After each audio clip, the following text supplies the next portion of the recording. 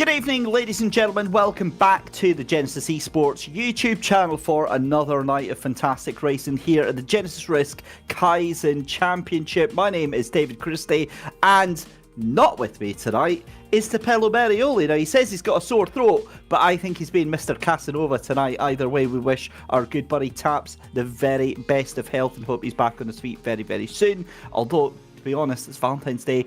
I could have done with him being quite husky in my ears through the course of the next 90 minutes. But it is what it is. We are here tonight for round 6 of the championship. Kyalami is the halfway point, and we are doing a 90-minute race here. Still a fantastic showing of drivers still in the championship here for the Genisus Risk Kaizen Championship.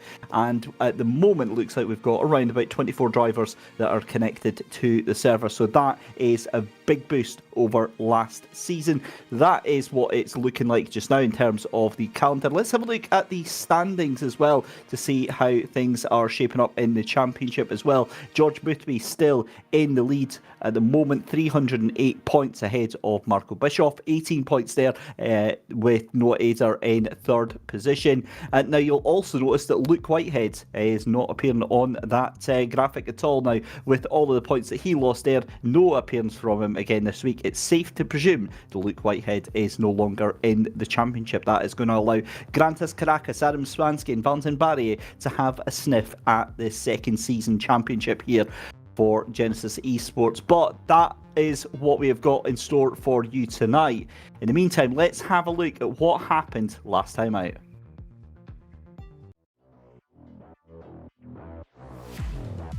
For round 5 at Watkins Glen, and on pole position on row 1, Philippe Minard is alongside your title leader George Boothby. Straight down to turn 1 for the first time, and this is down to the 90. What is going to happen then with Philippe Minard? It's all very orderly just now, but behind Grants Caracas and Sakina Lehtinen trying to fight it out side by side. And this is where they come up the hill on the run, back up that back straight through the S's here. Don't be surprised if we see a little bit of a traffic jam happening here, but for just now, it's pretty much everyone just trying to keep orderly here to Pello as Cristian Romano. I think we should cut away just to save some dignity. A little bit sketchy here. That's Timo Karppinen decides to try and send it on the inside of the 90. They're going to be rubbing on each other here and going through the S's, but for the most part, it is firm, fair. Maybe not that bit. That's a little bit awkward. About to say it was almost the curse of the commentator. Almost. But very interesting to see. Oh, and we have contact. We have contact. That's Noel Hatchey. Oh, that's that incident earlier on. So that was into the chicane, and Noel Hatchey getting caught up in that as well. And this is Timo Karppinen on the outside there, so it's been a move, and that's not great. So Karppinen goes wide. In fact, wait a minute, what the hell has just happened? Tapelo, that's Philippe Minard behind in third place. George Boothby's now in the lead. Grants Caracas in second place. My brain just completely froze over there, not realising the significance of that. So what has just happened to Philippe Minard? Leading, so we have a replay coming up. Let's see. You see, they had a significant lead in the front. Went over the curbs, looked comfortable there, but there you go. There you go. We've spoken about this. It is the kind of circuit that will force you into a mistake. Here comes Grantas Caracas then, side by side, round the outside of George Boothby, and again just decides to let that one go there. But the two of them putting under each other under real pressure here. Go by. George Boothby has just started driving now. It's close, but Philippe Minard is ahead. Yes. Yep, yes. Through the S's, he's Philippe gone is marginal. Tries to defend, George Boothby tries to find a way past, and that will pull Grantas Caracas back into this battle for P1. And don't be surprised to see a move, as I was about to say. Is there contact? I think there was contact. George Boothby is through. George Boothby is in P1. I saw a bit of contact there. Elbows were out, so that did look like a bit of an aggressive move.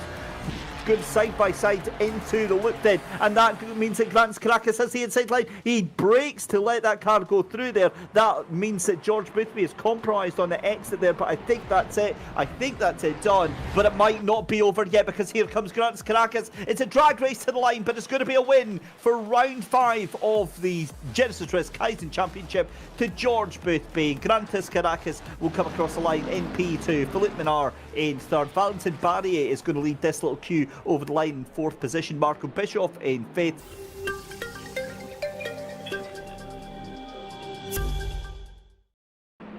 There we go then, that brings you up to speed with everything that we had at Watkins Glen, and we cut straight to the action here. No chaff tonight, it's into qualifying, 2 minutes 15 left to go, and it is this man here that we need to keep an eye on. A brand new name for the championship, Jack Alexander, straight up to the 139 club, breaking 140s right now, and pretty much setting everything on fire just now. So while we do that, I need to go and find out everything I possibly can about this person here. Certainly has a bit of a profile on the SimGrid, and it'll be interesting to see how Jack is able to mix it in through here at the Genisus Risk Kaizen Championship. But we're on board with Marco Bischoff from Sprout Esports, no stranger really to the podium.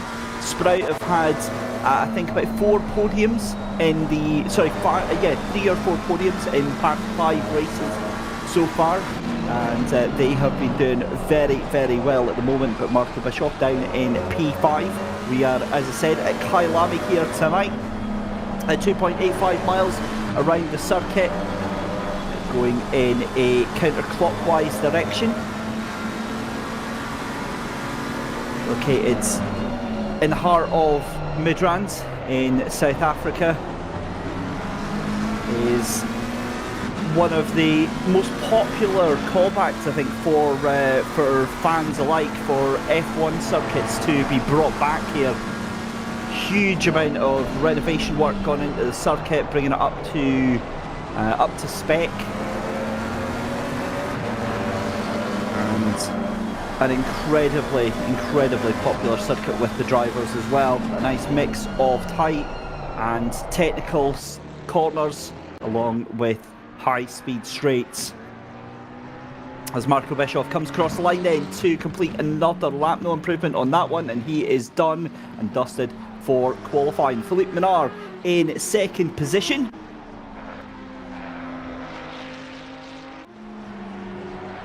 And George Boothby currently in P3 just now. So George Boothby is one that I think we'll be definitely watching on this.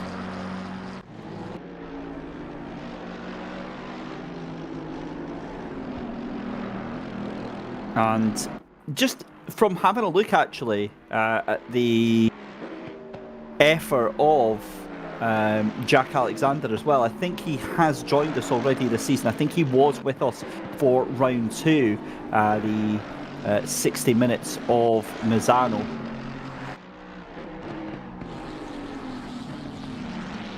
As Philippe Minard still in 2nd place. So qualifying is done and dusted. It's in the book. Just getting the last laps coming in just now. Albin Manson goes across the line.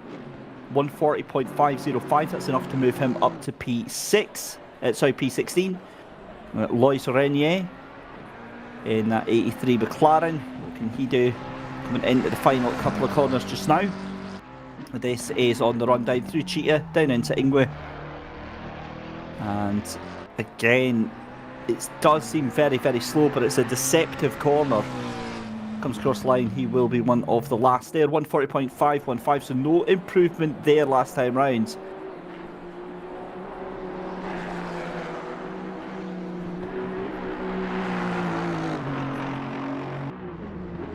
So just confirming then that, as I said, our pole position man, Jack Alexander, has been with us already once this season, but we've only seen him in the 2 races. We saw him in 10th position and we saw him at Watkins Glen as well. So there we go. Qualifying is done and dusted. Jack Alexander takes pole position from Philippe Minard. George Boothby in third, and we'll take you through the rest of the grid when we head down to trackside in just a couple of moments' time. But obviously, with it being a 90-minute race here, they still have their pit stop that they have to take. And again, that will add a certain element of spice into the mix as well, given that you're going to have some drivers trying to play mind games with each other and potentially trying to do overcuts and undercuts. Now, while we're waiting to head down to the grid, remember we've got a chat giveaway tonight, ladies and gentlemen. Type CDA in the chat for the chance to win one of 2 prizes that will be given later on tonight. You'll get a discount code for the Coach Dave Delta subscription service. So just type in CDA for that, and we'll get you entered into the draw later on. But as we're at the halfway stage of the season as well, coming up in just the next couple of weeks, in fact, we're going to have this championship finished by March the 27th. We've got Kota, Bathurst, Spa, Brands Hatch, Valencia and Silverstone. But here is the grid then, and let's take you through that just now then. So Jack Alexander on row 1 alongside Philippe Minard. Row 2 is going to be George Boothby lining up side Tariq Adams. So it's a Ferrari 1, 2, 3, 4. Then in 5th position, Tommy Rozier on row 3. Alongside him is the McLaren of Marco Bischoff in the 717. The Kari Lehtinen leads up row 4, alongside that is going to be Cody Sherritt in 8th position. Then in 9th on row 5, Valentin Barrier lines up beside Sasha Vassner. Noah Azer in the 46 McLaren leads out against Samir Foch in the number 2 Ferrari. That's for row 6. And then it is a McLaren grouping of Abe Santema. You've got Dennis Vietschork, as well as Lois Renier. That's 13th, 14th and 15th position, with 16th going to Albin Manson. Then on row 9, Noel Hache in the number 4 McLaren, ahead of the 12 BMW, and that is Simone Seminara in 18th position. 19th at the moment is going to be Nathan Smith-Adams. I say at the moment, it's not exactly going to change, is it? In the 87 McLaren, and he is alongside Ronaldo Boersma in that number 5 McLaren as well. Jonathan Clifford on 21st position with the 999 Lamborghini. He is going to be on row 11 with Christoph Simon in the 996 Audi alongside him. And then at the back of the grid in the final row, it's then going to be the number 555 McLaren of David Hill alongside Roland Stein, who is pretty new to racing with the wheel. Pretty much just started this season with it in that number 10 Aston Martin, 23rd and 24th place respectively. We're heading through just now though. You can see Smythe Adams on the right hand side with one of the multiple Genesis Esports liveries that you'll see throughout the fields. On the left hand side, that is Ronaldo Boersma, and then you've got the Lambo there of Clifford, Simon in the back left, and then row number row number 12 is at the back of the grid. So the time for preparation is pretty much done and dusted for these drivers. Remember, they use that as their weekly entry, their weekly gauge of performance into that LFM Pro Series, and they very much enjoy this, and it's become its own separate championship, its own separate entity, and very much in contention.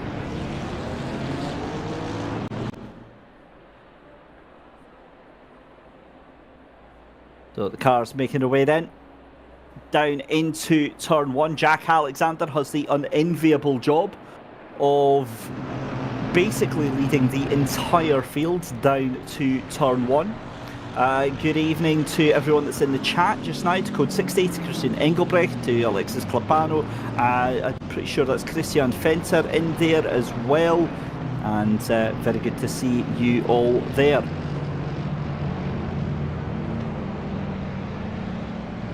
They're making their way down through into turn number 2 and 3. Through Barbecue, this is on the run up to Sunset. A long right-hander for heading down to the Clubhouse Bends.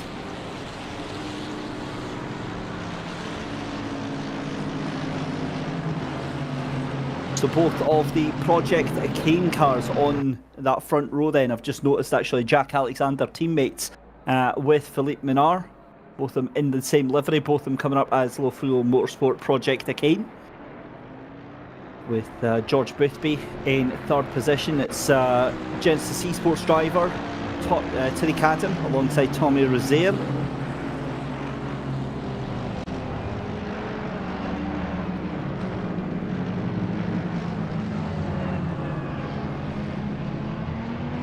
And the rest of the field filter their way through. Of course, this is a very awkward moment for the cars at the back of the grid, for those that are maybe out of position, because you know they want to be right at the front and they are pretty much going as fast as the car in front of them just now, given that it is just the formation lap here. But you kind of want to give the hurry up to the cars in front to get a move on here. Now, it's all a bit irrelevant because unlike in other sims like in iRacing, this is an automated pace lap by the sim, and when I say it's automated, you've got like a time that you have to kind of go by. So you'll get a little on-screen display of where the server expects your car to be in terms of like what line, whether it's inside line or outside line, and the position on the track where it expects your car to be. You get a moving little display of it goes green, then yellow, then red, and a little icon where it expects your car to speed up or to slow down. But as we said, this is pretty much it now. We're on the run down to Ingwe into that final corner then, this final left-hander, where 24 cars will roar into life for the halfway point of the Genisus Risk Kaizen Championship. Jack Alexander and Philippe Minard, teammates, leading the entire field down to turn one. Are we going to see chaos and calamity? It's certainly not been that way so far for the entirety of the season, but don't put anything past these drivers just now. The red lights turn green and we go racing then for 90 minutes here at Kyalami. Jack Alexander gets the jump then, as you can see, 3-4 wide, a little bit further back there. You've got Tommy Rozier trying to sneak up on the inside there. That's going to get into George Boothby there, but everyone does seem to survive at turn one as they come up through that jinking left-right at the Duke Sky sweep. And then through the left-hander at Barbecue, so everyone still seems to be okay at the moment. We've got a yellow flag a little bit further up as Nathan Smythe Adams comes into collision, and I think that was with the 996 car as well of Christophe Simon. So they all get going here as we've got what looks like 200 cars making their way through the Sunset Bends and through into the Clubhouse Bend as well. But as they all fan out and all sort themselves out, it's all fairly orderly at this early stage of the race here. And again, very important to get yourself settled down, get yourself into a bit of a rhythm here. You don't want to be getting yourself into contact or collisions too early on.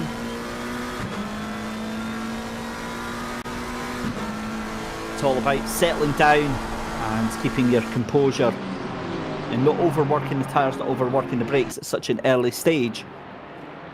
Otherwise you're going to be into the pits before you even know it, and already we're down to single file traffic on to lap one. This is pretty much what you call consistency. It does start to get a little bit shaky towards the end there, towards where Simone Seminara is, as we go on board with Sakura Lettinen in that Honda. Onto the tail end of Sasha Fassner, have a look into turn one, but again, well, it's all very orderly. You've got a little bit of a look there. Tommy Rozier having a move on him by Marco Bischoff. That can't quite happen just as of yet. And there we go, one lap in the books already. And well, I've got to say, I'm really not used to seeing them all this well behaved right now.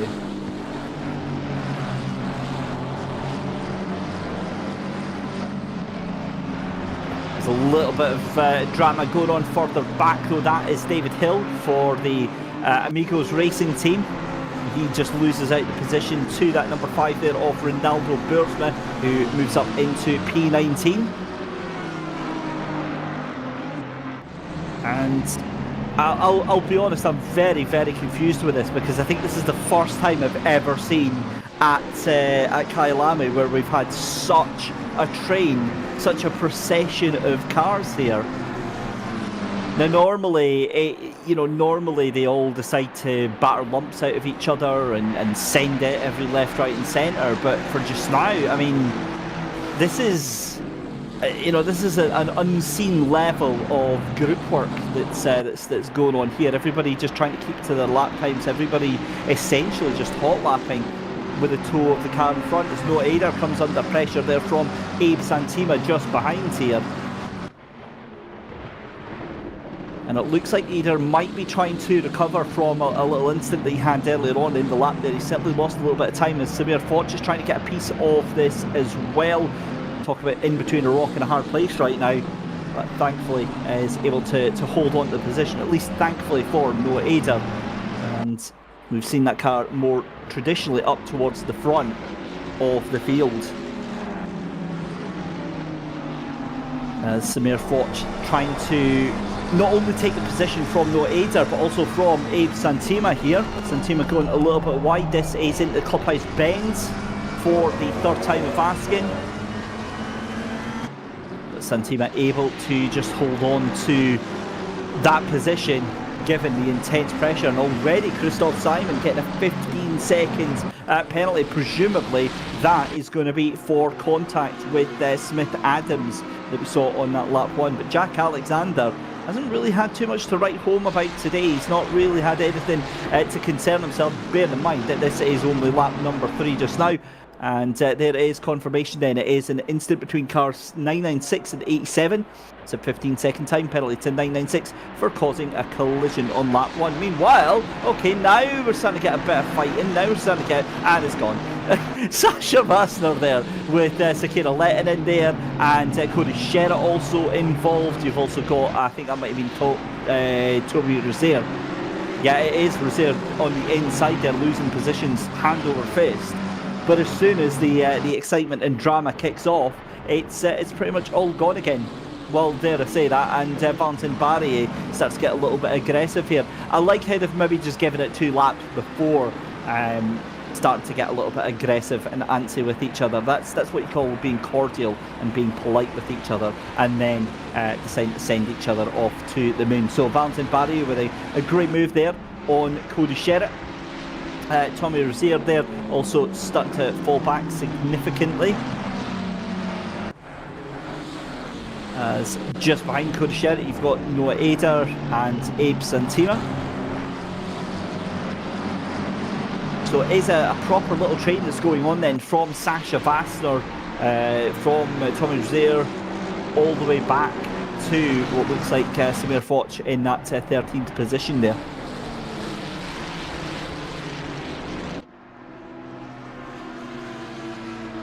We've seen this many times as well from that guy there, George Boothby, in 3rd position.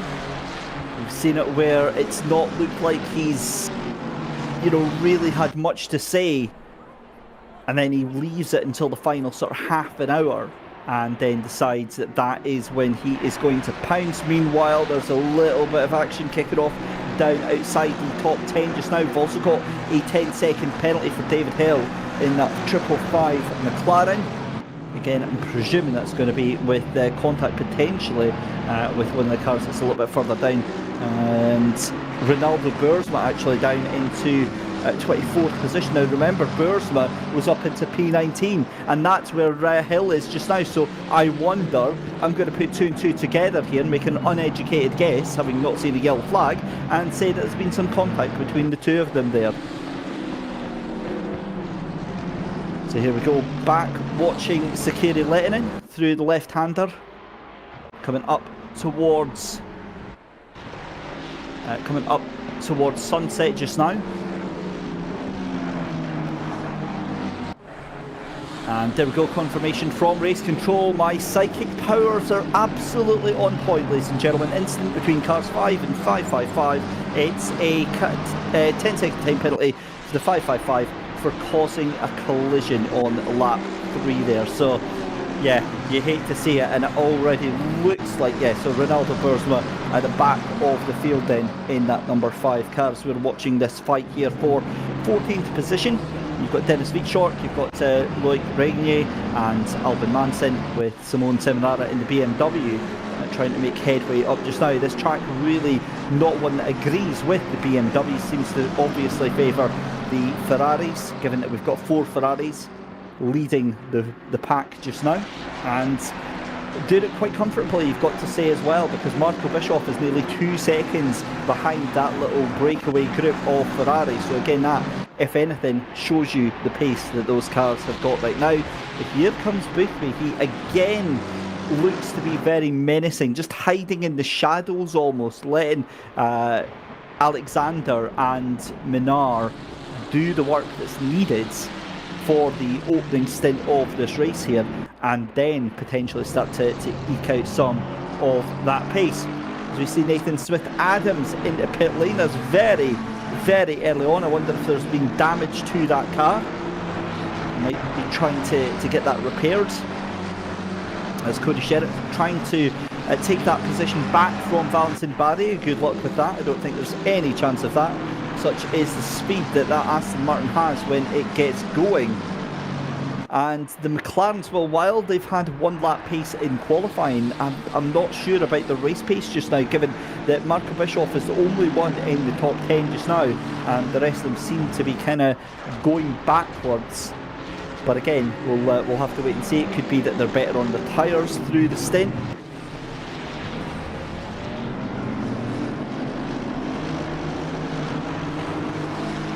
As again, we're watching Sakari Lehtinen here in that Honda. The furthest forward Honda, it's got to be said. I think we have got one other Honda a little bit further down, but certainly we went through a phase where we were excited to see the Hondas back into it. I'm personally waiting for the day we get Nissans, the big bad GTRs, back into contention there, but had confirmation there that again Sakari Lehtinen tonight, the only Honda out there just now. So it is a car that obviously still has the pace, it still has the power, given that we are 4/10 of a second behind Tommy Rozier in the Merc. But again, it's just not a popular car at the moment. It's not a car that is chosen by a lot of drivers. And the thing with the Cyclocross Competizione as well to remember is that all of the cars have their own individual driving styles. They all have their own individual driving characteristics, which makes, you know, so for example, when I went into it, and I've not been in ACC for quite a while, one of the first cars that I picked up was the old BMW. And then I went to the Aston Martin because they are very solid, easy to pick up cars. They're very straightforward. They're not very fast, and they're not very, you know, they seem to just not have the same straight line grunt that a lot of the other cars did. But they didn't spin out. They weren't, you know, unpredictable like some of the other cars at the time. Cough, cough, Audi. As we see Samir Foch getting a little bit fighty with Abe Santima. This is for 12th position, gets the cutback, the Ferrari on the inside of the McLaren, but Santima still holding on, fair enough, on the outside. What's going to happen here? Foch has the inside line, it's almost going to be contact as Foch tries to drive around the outside, but this is what happens. This is when uncertainty creeps in between the two. Santima has to eventually give over that position, and that is going to be 12th position. As you can see a little bit further back, you've got Dennis Vietschork and Loic Regnier who are trying to make moves up through the field as well. So this Ferrari seems to be a bit of a revelation since its introduction late last year, the 296 GT3. Certainly one of my cars that I'm quite enjoying, maybe not in ACC, but certainly when I'm doing some time in iRacing, it seems to be my car of choice of late, and it's just a really, really enjoyable car. Very, very planted, very, very firm and steady, and that's what I like. I like having a car that I can kind of feel comfortable in, that I can take my slow, elderly ways and actually get behind the wheel of and have fun, rather than feeling like it's just alien to me. So like whenever I get behind the wheel of the, oh my god, Roland Stein, what is... Well, not only does that car look a bit mangled, it looks like a modern art masterpiece, that car, to be fair. It sounds pretty grim as well. Yeah, so I like a car that I can control and is predictable. And, you know, when I think about cars like the Audi, the original R8 Evo, I did not like that car. That was the sort of car that you would drive and it would put you into a barrier without even thinking about it. And you'd be like, wait, what, why? And that is exactly the sort of stability that the Ferrari seems to be giving you right now. And power-wise, well, given that we've got 4 cars leading the race, I think that maybe has got quite a lot in it just now. Of course, as always, the meta with sim racing, it's all about finding the fastest possible car for the fastest patch, and it changes from patch to patch, so allegiances will change very, very quickly. But remember, as the patches change, you're kind of locked into that car. So if your car suddenly becomes a brick, well, tough. There's not much you can do about it other than cry on a forum. There's Albin Manson coming on to real pressure here from Simone Seminara. That BMW now starting to rocket into life.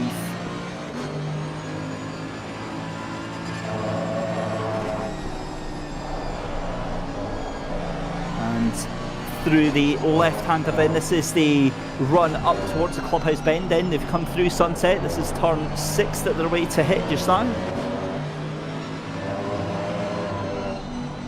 Before the S's and the run down from that iconic look-up corner, that left-hander that just starts throwing them downhill towards the mine shaft.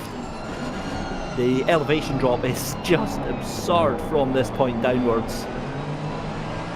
Like a proper roller coaster. It reminds me a lot of Forest Elbow actually. It's at Bathurst. You know, you're dropping down and you've got a small industry, you know, a really non-problematic corner here. There is some heavy fighting going on in front there. You've got Dennis Vichort here. You've also got, is that Lloyd Renier? It is, so Renier's lost the position there. Simone Seminara thinks, I'm going to try and take this, just sends it from last week into the final corner and gets it done. Somehow Simone Seminara got the brakes onto that car there, and that's quite an impressive manoeuvre there. So there we go, Neil Hache down into 18th position. Manson gains a position as well here. And realistically, this is the only fighting that we've got right now, is this battle for 14th position. Because further up, it's fairly chilled. It's fairly quiet. Although Valentin Barrier has obviously got some plans of his own, because at the moment chasing down Sakira Lehtinen and potentially Tommy Rozier here as well. So this Aston is obviously fired up and ready to go here. The question is it too soon? Are they burning through their tyres too quickly, or have they just got the pace? Have they just got the power behind the wheel of that Aston right now? And now is kind of go time for them. We'll find out in the next sort of 60-70 minutes or so. 73 minutes left to go on the clock on a 90-minute race, so they've gone around about 16 minutes.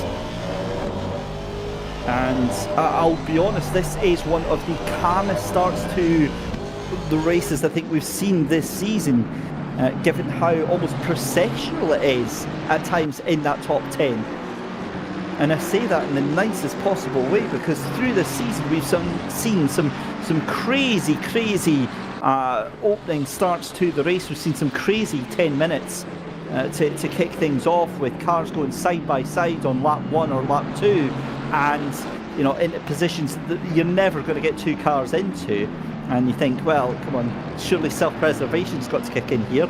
But that seems to have got through to them this week. And of all the tracks to do it at, Kyalami is probably the one that they'll get away with, you know, going too wide. So it's a strange one, because I'm looking at it and I'm used to seeing these drivers here all absolutely going for it. And yeah, we've really not had that tonight. However, here's an interesting fact though. Valentin Barrier was on the verge of taking Sakara Lehtinen there, and now could be on the verge of undoing all that work, because look at Cody Sherritt, look at Noah Ader. They are pounced waiting to get past that Aston Martin right now. And the thing that I never want to see is, when you're watching that position, when you see a car suddenly come back into your grasp,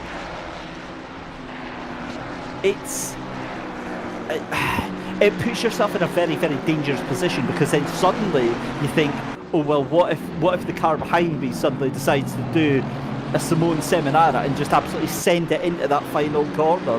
Then you're starting to second guess yourself, and look at the gap now that's coming back to Valentin Barrier. He's now, just as close to Cody Sherritt as he is to Sakari Lehtinen.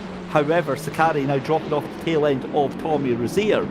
And this is the other thing as well, is that, every lap that goes on here, you're now neutralising your own chances of actually climbing up the field, because the gap gets larger and larger through the rest of the field as well.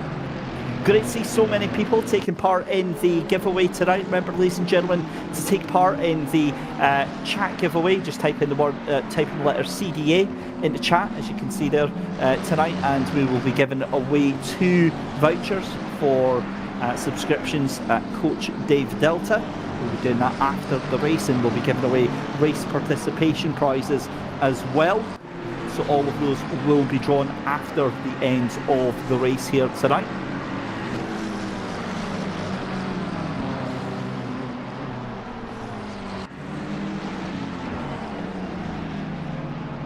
Dennis Feetshort under real pressure here from Albin Manson and Loic Renier.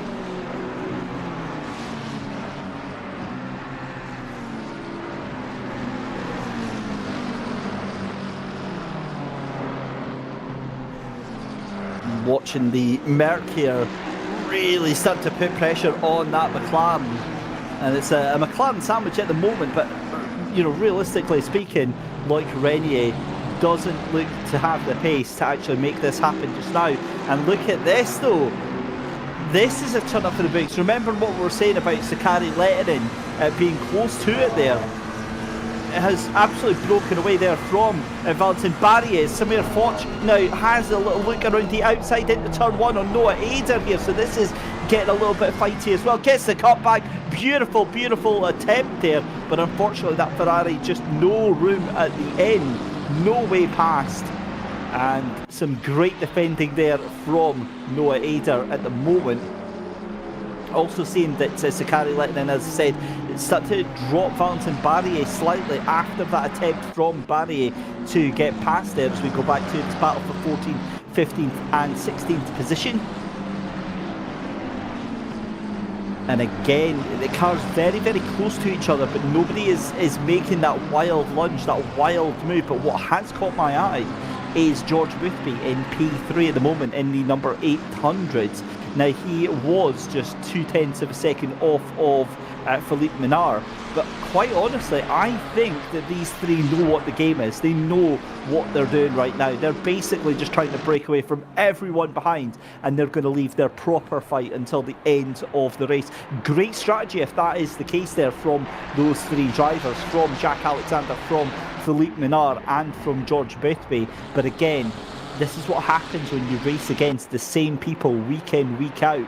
You know their strategy, you know who you can race with, you know who you can drive with, and you know who is on your page and who is not actually going to try and take your position.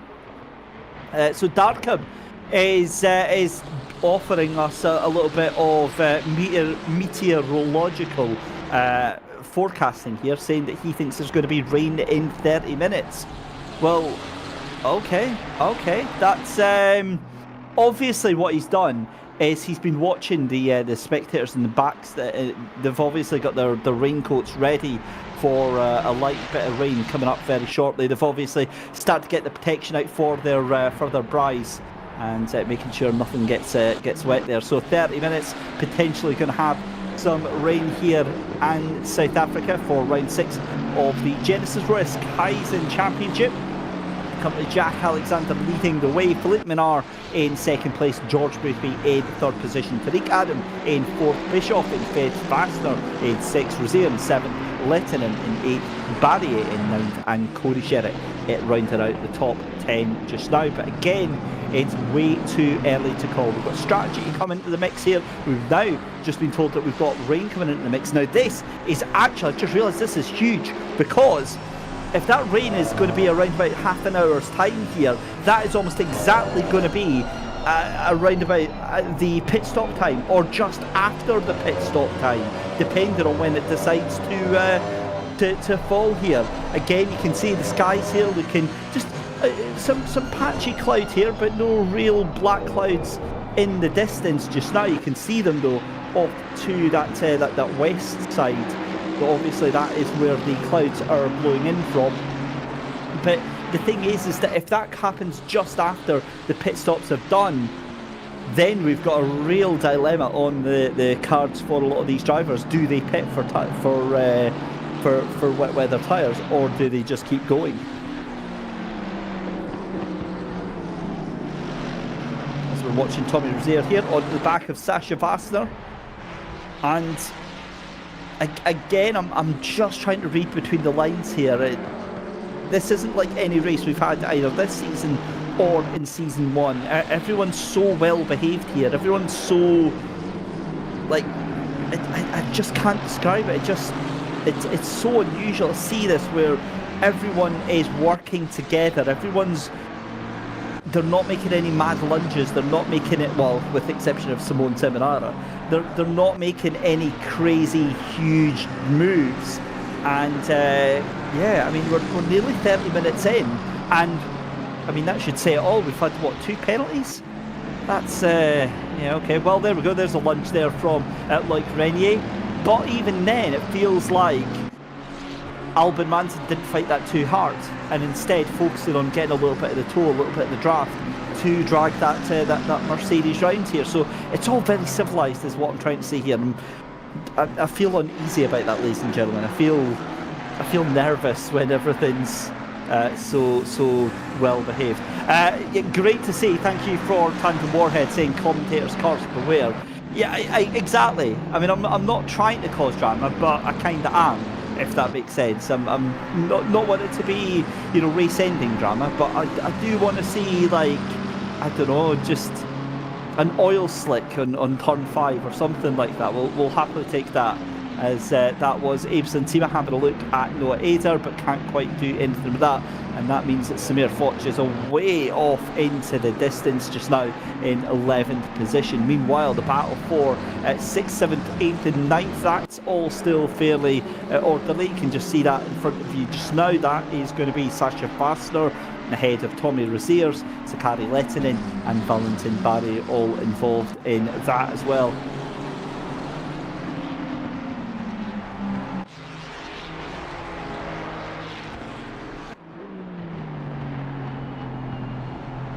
So our race leaders then, first, second and third place, already coming up onto some traffic. Who immediately moves out of the way. That is excellent race awareness there. I believe that is going to be Roland Stein. So he moves to the side there in the number 10 and gets on with his race as well. So fantastic to see that. Just having a look as well.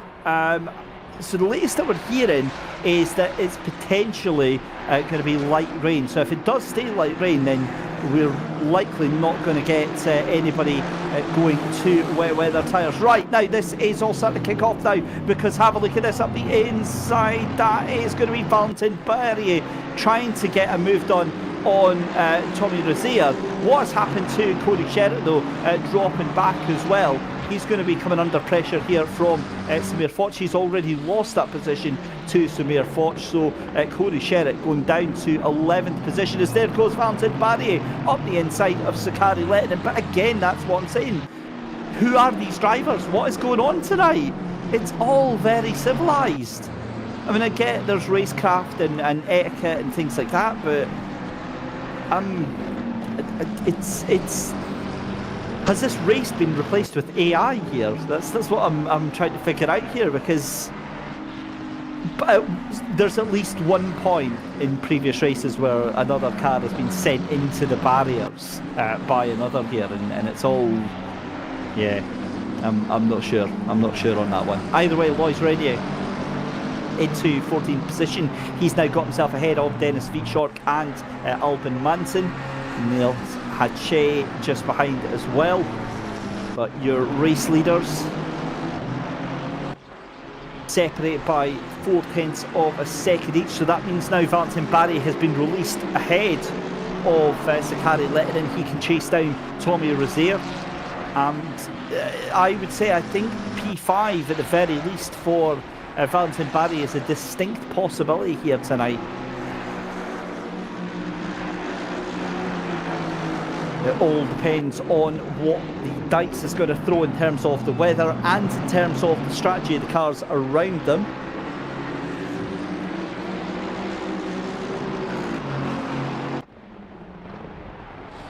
Back to your race leaders though.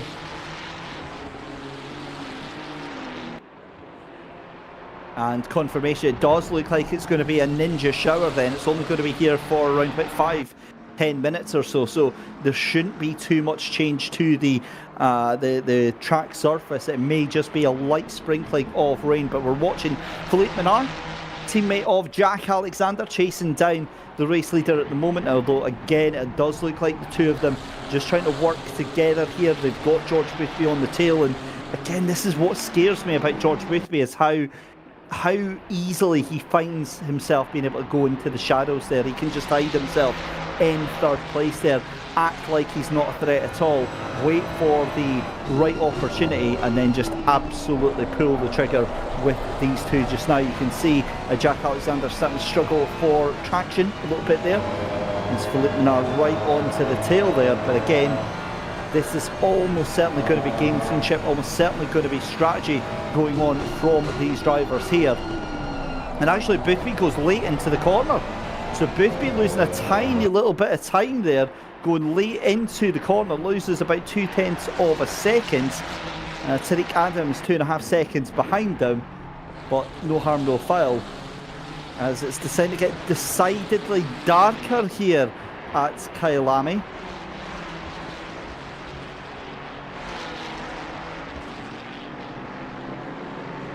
As we have hit the hour marker then, just 1 hour left to go. If you have just joined us, very good evening ladies and gentlemen. Welcome to the Genisus Risk Kaizen Championship. This is round 6 here from Kyalami. It's David Christie on the commentary here with you, as Simone Seminara jumps into pit lane. Is this too early given the weather change that we're about to see? Or is it just perfect timing, knowing that weather isn't really going to do all that much? We will find out in just a matter of minutes. Back with Tommy Rozier though, chasing down Sasha Vaster. Valentin Barry again hooked onto the tail end of this car. So this is now the fight for 6th, 7th, 8th and 9th, because you've also got Sakari Lehtinen just behind them as well here, as they are making their way up towards Loikop. This is the run down through the mineshaft, as that's a send up the inside from Tommy Rozier. There's contact, and well, I did say it was quiet, so you know, at least that's that part out of the way. That's that's the driving that we come to know from Sakari Lehtinen there, and from Tommy Rozier. Unfortunately, couldn't quite make that happen, and I get the feeling that is going to be looked at by Raid Control very unfavourably, because it was essentially a push to pass there from Tommy Rozier. And again, you can see now the car's starting to struggle. Sakari Lehtinen there, really going down the order there, and that now means that car down into 8th position at the moment. There goes Sasha Vaster as well, and we'll look up the inside here as they go down into turn 1, and like candy from a baby, Merck just manages to get the car stopped in time.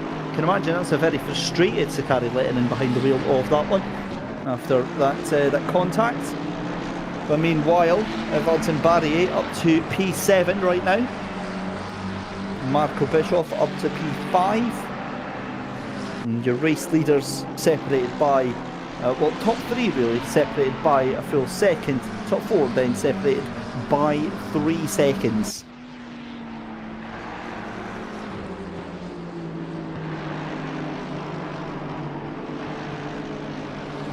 As the sunshine is definitely gone temporarily here, it's definitely started to cloud over at the circuit. And the drivers will be fully aware of what the weather forecast will be saying, but again, it's how much rain is going to be dumped down in this brief 5 to 10 minute spell. Race control saying an incident between cars 29 and 309 on lap number 19. It's a 10-second time penalty to the 29 for causing a collision. That, friends, is Tommy Rozier, and that was actually Sasha Bastner. That was not on Sakari Lehtinen, so I have to apologise and take all of those words back, because it was actually Tommy Rozier on Sasha Bastner that we saw there, of course, because it was some Merc on Merc action rather than Merc on Honda. As we're back to Albin Manson. This is again for P14 as Lois Renier into the pit. Here comes Albin Manson though, gets the run, gets the drive down into turn 1 and surely gets that car stopped before McLaren. McLaren has nowhere left to go, and that is going to be for position then. P15 moves over to P14 and Albin Manson takes that position. So we've had 2 cars into the pits at the moment. Lois Renier has gone into pit lane. As well as, now who else did we see into pits there just now? Just trying to figure that out. Now it was it wasn't Simone Simonara, because that would have come up if that was the case. It might have been actually a little bit further down. I think it might have been Christophe Simon into pit lane, but we'll double check anyway. That's why. So there we go. Pit window is open now. They've got 20 minutes to go in. There is the ominous puffy black cloud in the background there. As over in the pits now, who's gone into pits there? That was the 83 of Lois Renier, but he was already there.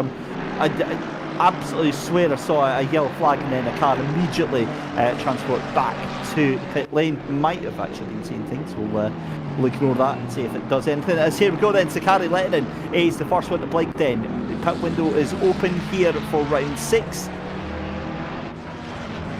So let's see how this is all going to change, because that rain, that weather is due in the next couple of minutes here. You can see it now starting to get very, very grey above.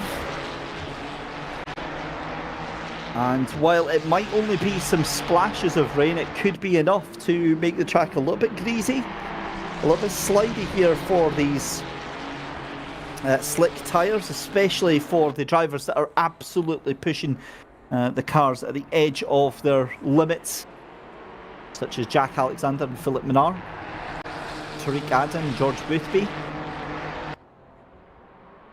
But again, they might be wanting to just wait it out and just see how long they can stay out, given that it is 18 minutes that they've got to take that pit stop. Tandem Warhead saying that that is the curse lifted. Great to see. It's, you know, it's always got to be done. It was too quiet. And but I mean, even still, it's like 35 minutes into the race, and still everybody's like super well behaved, which is what you love to see.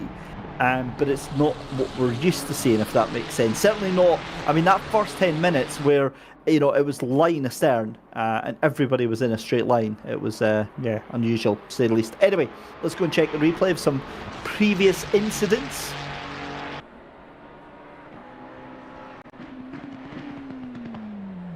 Oh, so I was right. I was absolutely right, ladies and gentlemen. Do you remember I said about Lois Renier? It looked like he's had a yellow flag and then went straight back to pits. I need to trust myself more often. That's exactly what happened.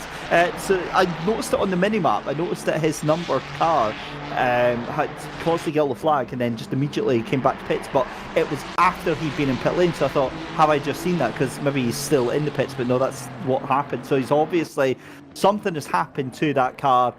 Maybe the pit stop hasn't gone as well as he thought. He's maybe forgot to fuel up or something like that, and he's decided, yeah, I'm done. Enough is enough. And that car is no longer in the race, I believe. The number 83 is still in pit lane. Yep, so that car is done and dusted for the day. The 6 and the 2, 46 and the 2, sorry, Samir Fortune, Noah Eder into pit lane. So they will come out. I believe that will hand over Sakari Lettinen into 17th position.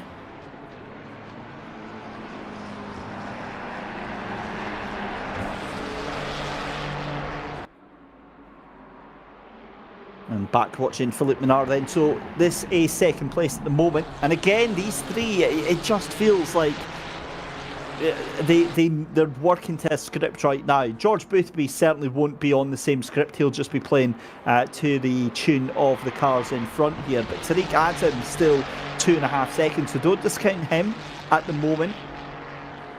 Oh, and that's a mistake there from Philippe Minard. He went in too deep onto his teammate there. Almost wiped him out. And George Boothby is now starting to smell a little bit of frustration between the two of them here. Although Boothby just immediately then backs off again and allows Philippe Minard the space to get himself composed and back onto the pace here. So 15.5 minutes left to go in the pit window, and I'm very curious. The way that ACC works as well, it's really strange because it's like it's dry and then it gets dark and then you just see the rain. It just appears. It's not like you get the very light, gradual thing. It appears on your screen.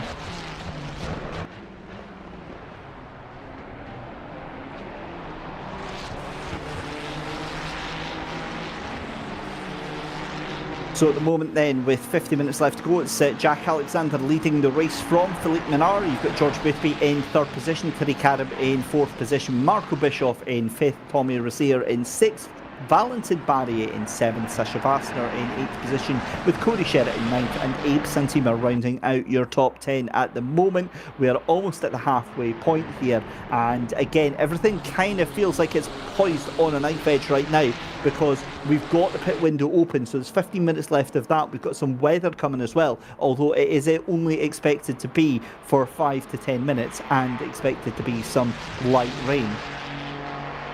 And again, it's a case of when that comes and where that comes as well, how badly that is going to affect the pace of the race. As Marco Bischoff goes into pit lane, so another car has blinked from the top 10.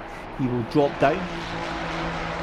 Out the cars that's pitted, those Sakari Lettinen in 17th position at the moment, Samir Fortune 18th and Noah Eder in 19th. But again, with those cars having pitted, expect them to make their way back up very, very quickly indeed.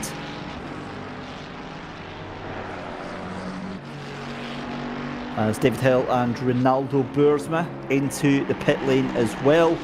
And it's safe to say, given that it is going to be such a brief interlude of weather, I would imagine everybody just staying on those slick tyres until they don't need to stay on those slick tyres. I certainly wouldn't imagine they're going to be gambling.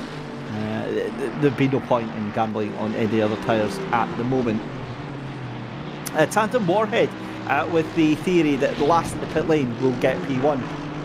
Do not doubt you. I think that is what we're going to see here. I think that Boothby is going to try and outlast on the track Jack Alexander and Philippe Minard, try and get them on the overcut, and I think it'll work because I think Boothby has got easily more pace in the tank than what he has right now, given how consistently he has run. But again, we just have to kind of wait and see as David Hill gets out of pit lane in that McLaren.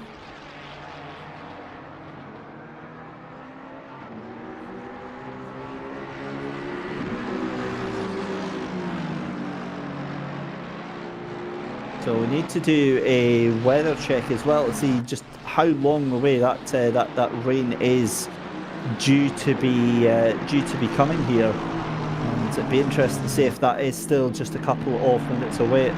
So it is going to be, from what we're hearing, it is going to be within 10 minutes. But again, it's like a binary switch. It doesn't just graduate, it just literally fires on. It's like the sprinklers coming on at a soccer stadium. They just appear and suddenly there's water starting to gather on the track here. Watching though Valentin Barrier in this fight for 5th position. So Tommy Rozier with that 10-second penalty, that's almost certainly going to hand over a number of positions, because remember that gets served when he comes into pit lane. He'll do his 10 seconds penalty and that will put him down, I would imagine, down to around about P10. He'll lose that position to Sasha Vassar, he'll lose it to Cody Sherritt, Abe Santima. But also remember that Marco Bischoff and Sakari Lehtinen, they've already been into the pit lane just now, and they're basically just waiting to get back to the normal order here. And I think that would actually put Tommy Rozier even out of the top 10, maybe even into 12th position. But again, we'll wait and see, because the longer you leave it before you go into the pit lane, that means that the less fuel that you also have to take on. These cars can comfortably take up to around about 55 minutes worth of fuel onto them. And there goes Tommy Rozier, so he has blinked first. Number 29 Mercedes into pit lane here at Kyalami. Got 10 minutes left of this pit window open, so realistically I think that's about another 5 minutes, another 5 laps, of running that these cars can do. As we see George Whitby again, this is exactly what I was saying though. You look at Philippe Minard and you look at Jack Alexander, and they're just circulating, they're hot lapping, they can comfortably do this pace every single lap. But it just feels like, from the body language of George Whitby, that he is literally just chilling right now. He is just eased off and waiting for either something to happen or for the signal to be given to him. And pull the trigger and get the throttle down. But at the moment, he doesn't have that signal just yet. So just a reminder, ladies and gentlemen, if you do want to get yourself involved in our giveaways tonight, we've got 2 prizes for our chat viewers at home. Simply type in CDA into the YouTube chat and you'll get yourself into the draw for our giveaway prizes that we're giving away at the end of the programme after the race. You'll get yourself in that, type in CDA in the chat and we'll get you involved in that. Tariq Adam in the pit lane, Valentin Barrier in the pit lane, Sasha Vassar in the pit lane, Cody Sherritt into pit lane. That was a great job by Cody to close that right down here. And I wonder if these drivers maybe know something that we don't hear just now, because that's 5 of them into pit lane at the moment. Philippe Minard though still chasing down Jack Alexander. All 3 drivers separated by 0.7 of a second, and again it feels like the 3 of them here are waiting to see essentially who blinks first. But this is Marco Bischoff, this is your leading car that's been into the pits at the moment. He'll be coming out and that will be handed over to Tariq Adam. There's the race off pit row, and Cody Sherritt gets an absolute cracker of a pit stop. He's going to be side by side almost with Sasha Vassar, but not quite. And there we go, and you can see what an absolute hit that's done to Tommy Rozier's chances. That car down in P17 just now, and realistically I think he's going to be down in he might actually be down around about P15 when all this is said and done. Cody Sherritt just got absolutely done there and loses another position. So here comes George Boothby. Jack Alexander and Philippe Minard have decided to stay out. This is not what I thought was going to happen. I said that I thought that it was going to be George Boothby staying out while the other 2 Ferraris pitted, as Tommy Rozier trying to make a move on his teammate Abe Santima. don't have a great feeling about this, if I'm honest with you. This is not the chaos that we were asking for, but it's the chaos that's being delivered to us right now. Still waiting on any change of the weather coming in, as Albin Manson comes into pit lane as well. So these two will be able to get quite a few laps in now in peace and quiet.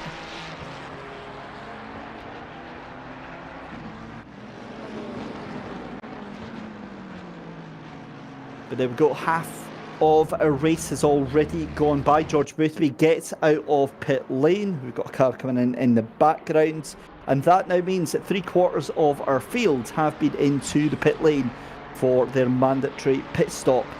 As there is Tariq Adam. He is going to be on the tail end of George Boothby, but still by around about 2.5 seconds, I think, is going to be the gap there between George Boothby and Tariq Adam. And so here we go, fight for P14, 15 and 16. That is Cody Sherritt. Alvin Manson is in there as well. In fact, sorry, so it's 12, 13, 14 as Menard goes into the lead. Jack Alexander goes into pit lane. So the two of them deciding to split the strategy up. And Menard did look like he had a lot of pace on him as well, although the three of them were just holding with each other. So another piece of the puzzle falls into place as Tommy Rozier onto the back still of Abe Santima, but he's also got now Albin Manson for company. Remember, Rozier was up in the top 10, and that 10-second penalty has cost him very, very dearly indeed, throwing him down into essentially what is P15 moment. I think he might gain 1 or 2 positions, because I'm pretty sure that he will be ahead of Vitshort and Hache as Vitshort comes into pit lane just now. In fact, he'll almost certainly be ahead of Dennis Vitshort in that 25 McLaren. But either way, let's keep our eye on this. 5 minutes left to go in this pit window now, so we've only got basically 2 cars left to pit, and that is 3 cars left to pit, sorry. Simone Seminara still has to pit now. Simone was, I believe, into pit lane, but that car was before the was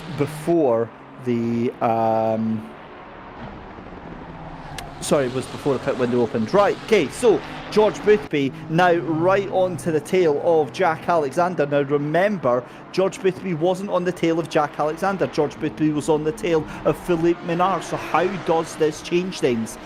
Could this be strategy? Could Alexander try to essentially slow down Boothby a little bit to get his teammate a little bit of time?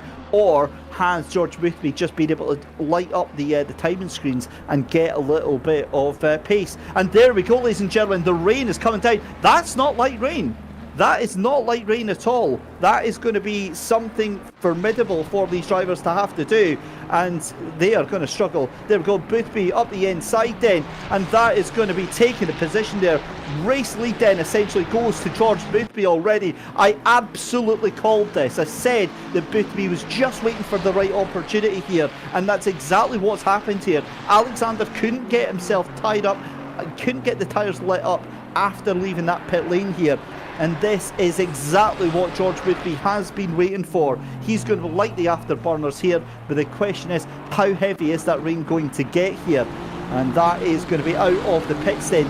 I'm going to say right now, I think that this should be fairly slim pickings for George Boothby, because that's quite the gap that Philippe Menard has got right now. Coming down into turn 1. Great pit stop from Philippe Menard, and I think that's exactly what was trying to happen there. I think that it was a little bit of sandbagging, essentially, to try and buy Philippe Menard some time there. And Boothby saw that's what was trying to happen. But again, Boothby's already out. He's already on hot tyres with this rain falling. Alexander is getting them warmed up, but Menard is just out of pit lane here, so Menard very, very vulnerable for the slap, and here comes Boothby now. That gap was 1 second, it's now about 7/10 of a second. Look at how delicately Philippe Menard is having to take this car. This is sensational action coming up here in the final 35 minutes of this race.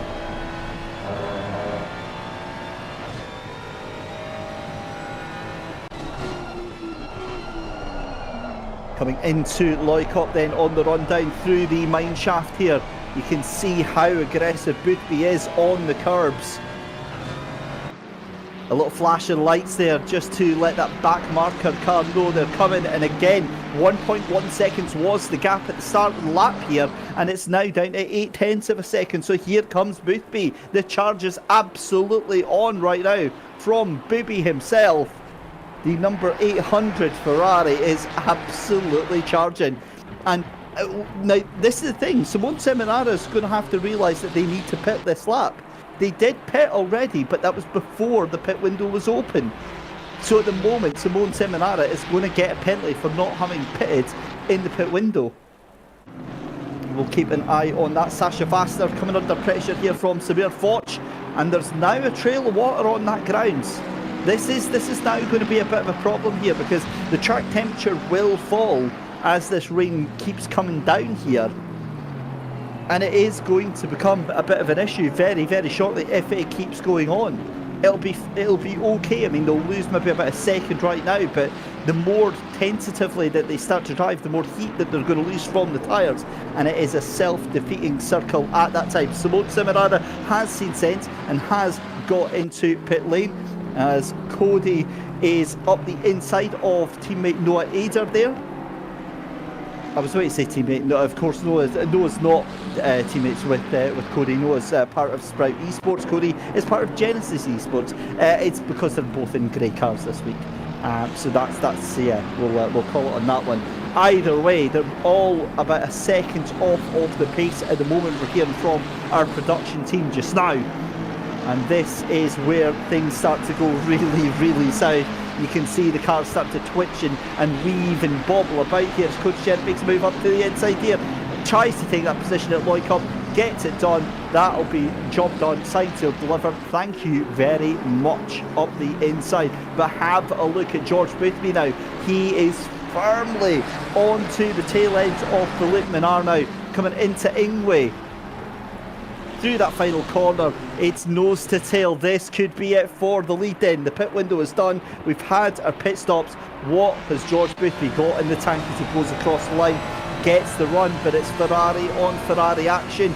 Is it going to be a move to the inside? He thinks about it. Look at the water that is on that track already, and still falling, ladies and gentlemen. Maybe not as heavy as it was, but it is still falling here, and you can see Philippe Minard having to find any sort of line, any sort of traction that he possibly can around this South African circuit. We're on round 6 of the Genisus Risk Kaizen Championship. And I've got to be honest, actually, I just realised this. But Tandem Warhead absolutely called this situation. He said that last into pits gets P1, and that's exactly who it was. Philippe Minard was the last car into pit lane, and he's now into P1. So there's either some match fixing going on here, or that is an insanely inspired call. So well done for getting that one here. But again, in these conditions, you cannot afford to be tentative. You have to be aggressive. You have to force that car around. You have to keep the heat in the brakes and therefore in the tyres as well. And that's exactly what George Boothby is doing. He's trying to feel his way around as he gets onto the brakes as well. But this is now starting to become a real issue. The amount of water that is out on the track. The lap times now 147s is what we're doing. Remember, we were doing 145s, 146s earlier on. And this is now getting very, very, very wet indeed. As that is Sasha Vastner losing a position to Sakari Lehtinen. Almost losing a position to Sakari Lehtinen. And we're not, we're done. This is now 148.9 from Minard and Boothby last time by. So this weather is getting worse and worse out there. And we're now going to get to the stage. The thing is, it's still too dry for wet weather tyres, I think. And given that, if I'm right in saying, the weather is decided or due to ease up in the next 5 minutes or so, they're definitely just going to have to hold out and just wait it through for this rain just now. In fact, I think that it's starting to ease off already, but there's just so much water out there on circuit just now. And then again, you come to a different part of the circuit and you see how heavy it starts to get again here. So very, very misleading indeed.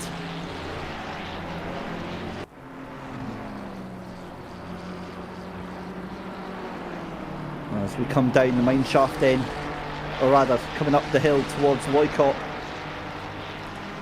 And again, this is what we've seen time and time again, both this season and last season from George Boothby. He knows exactly just how to place the car right in your rear view mirror, making you do all the work, making you do all the sweating and hard work and grinding, trying to make sure that you get the absolute most out of the car. And all he has to do is just squeeze a few extra tenths out of the car behind, and he can slip his way past and get the job done. It's a cool way of working. And yeah, I've got to be honest, I'd be in the wall at this point with the pressure. I tend to crumble like a cheap suit. But thankfully, obviously made of harder stuff, is Philippe Minard with just over half an hour left to go in the 6 rounds of the championship. Some huge points on offer as well. As we said, Luke Whitehead no longer taking part from the looks of it in the championship.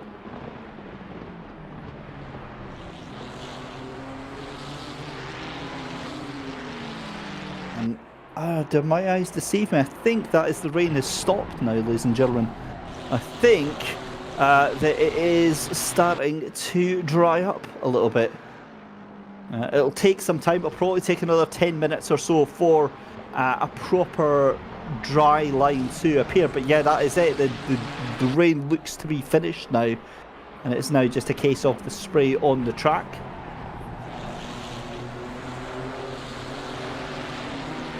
Right, we'll file this one away for future reference. Tandem Warhead saying, "I'm just a time traveller. Philip will lose it." Okay, well, I'm just writing that down here. But at the moment, Jack Alexander as well, despite that great start to the race and leading for so long, is now back into 3rd position and doesn't really look like they're getting back into this fight. You've also got Tariq Adam though. Now, it's the same sort of distance that Boothby was to Tariq Adam, but it's now just Jack Alexander now that's been dropped from these two here into that fight behind, and potentially Tariq Adam might sniff blood and decide to have a go there as well. You can see that the number 9 car there of Genisus Esports make this way down into that final corner, now just about 9/10 of a second behind Jack Alexander. In fact, Jack Alexander now deciding to make a fight of this. He's now 7/10 of a second, so he's taken about 4/10 off of Boothby and Minard on that last lap there, and I wonder if they're all still just sort of circulating for the final 10 minutes of the race here.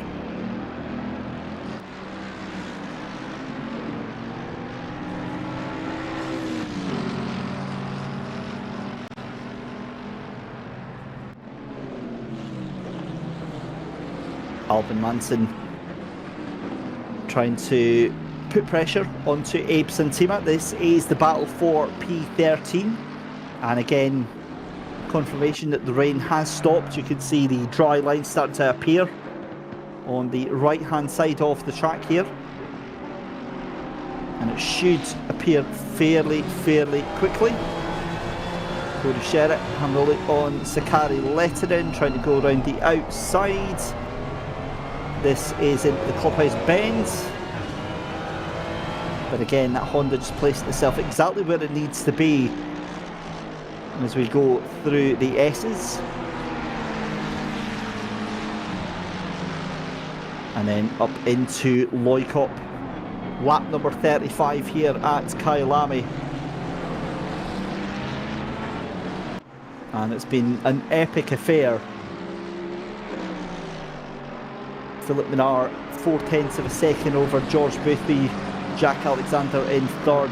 Tariq Adam in 4th position. Marco Bischoff in 5th. You've then got Valentin Barrier in 6th position. Sasha Vassner in 7th. Kari Lettinen in 8th. Cody Sherritt in 9th. And Samir Foch in 10th position. There is George Boothby. I do wonder if he's maybe waiting for the dry line to properly appear before absolutely sending it into that first corner.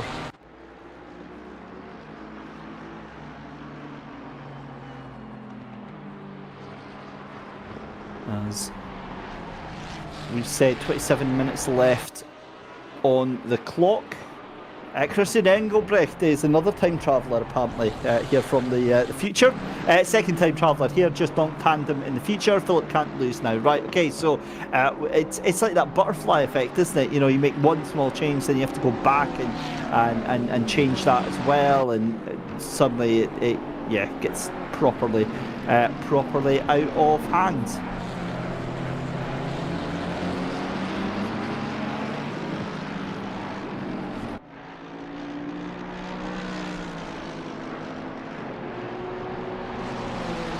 Cody Sherritt is still in this fight with Sakari letting in just now. You can see behind Samir Foch and Noah Eder as well. Tommy Rozier has climbed his way back up to 12th position.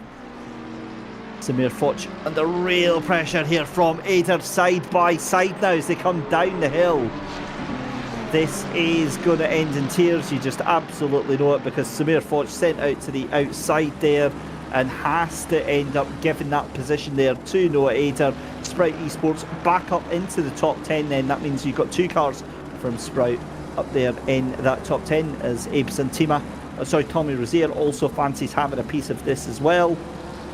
But can't quite do anything. This could actually come down to the run down to turn 1 then.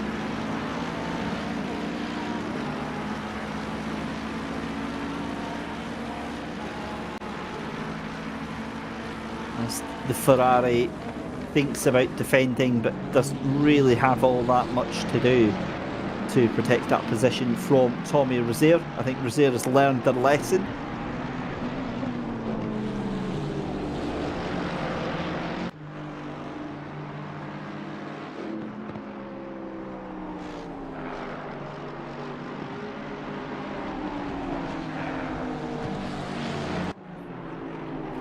And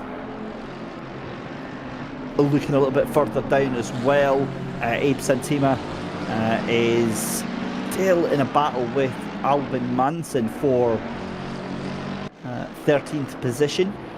We're watching Tommy Rozier here.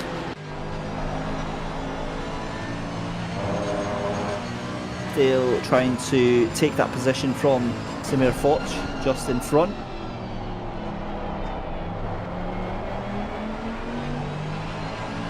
But it's not quite going to happen. Certainly not here. It might happen a little bit further on in the circuit. As late on to the brakes. Through into Crocodile. And then into Cheetah. But again, it's still surprising me just how very orderly and composed this race has been so far, and that's normally when we cue to somebody getting absolutely punted, but thankfully nothing like that is happening so far this week. We've had it in other weeks, but no such miscommunications. You can see that track now almost completely dry, a little bit of a wet line there, and that's not really a punt, so we can't immediately sort of laugh at that. But either way, it was a firm move by Tommy Rozier. I think by the point that Foch had tried to turn in, that car was always going to be ahead at that point. Meanwhile, Boothby has dropped back now to half a second behind Philippe Minard right now. So it could be that George Boothby just doesn't have the answer to hold on to Minard right now. But either way, I mean, these Ferraris have been absolutely sensational. They're now collectively over 5 seconds ahead of the McLaren, the 717 McLaren of Marco Bischoff.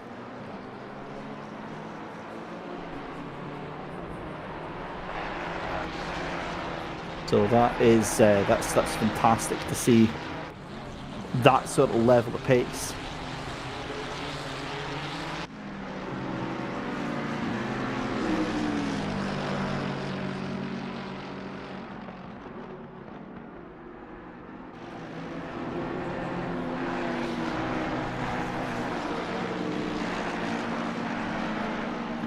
back to the fight for P13 then. Abe Santima try to defend that position from Albin Manson. Manson again looking very eager to try and get the position there, but 22 minutes left to go. It's really only going to be this position that you gain after this one, given that it's 3 seconds up the road to the rest of the field. And looking a little bit further up the field as well, your race leaders, Philippe Minard now 7/10 of a second ahead of George Boothby in second place. Jack Alexander in third, Tariq Adam in fourth position. And realistically, I mean, apart from Sakari Lettinen and Corey Sherritt, these are really the kind of tightest battles that we've got now left out here on the circuit.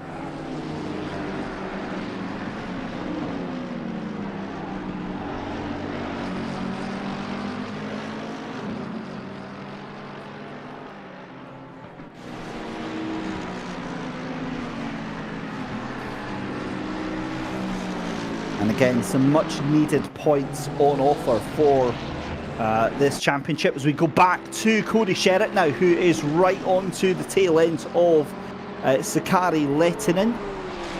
Again, this is the fight for P8.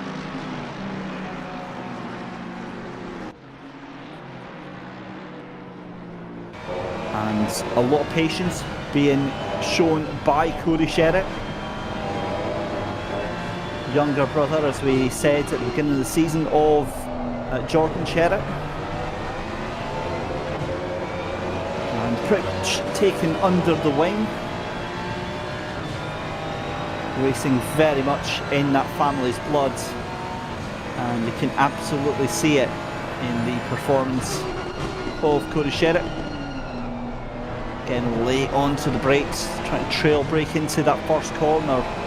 Chasing down Sakari, that Honda. Oh, and again, reaction times having to be so very, very quick there, because Sakari was really, really caught off guard, clipping that curb on the inside.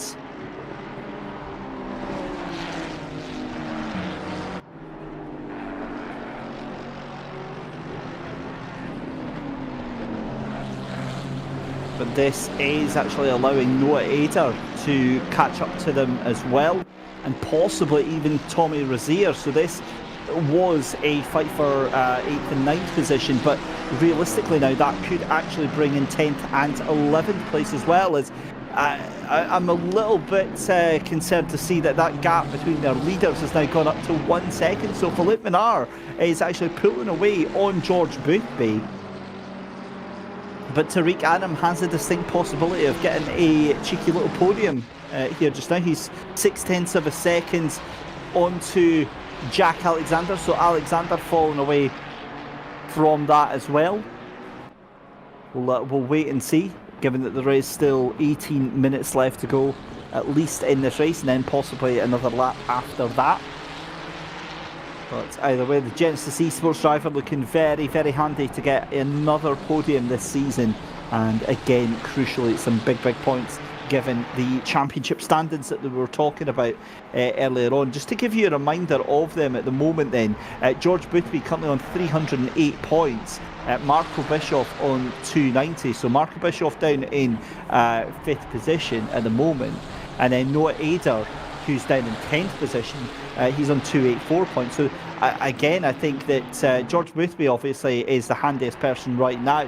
He'll retain the lead of this championship, but you know, Cody Sherritt's going to get some great points out of this.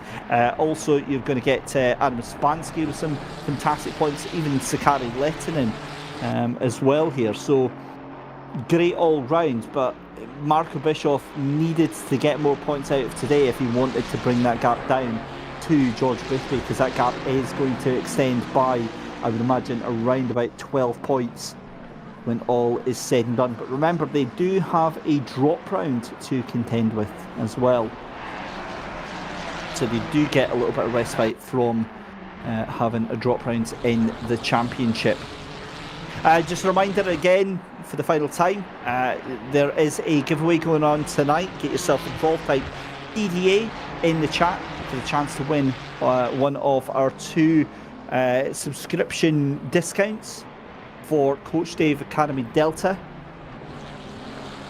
So just type in CDA in the chat and we will be organising all that at the end of the race. So stick around after the race for post-race interviews. Now, is that going to be with Jack Alexander or Tariq Adam? That is what we are waiting to find out just now. You can see that gap really starting to just stretch out at the moment, and Tariq Adam still at 0.6 of a second behind.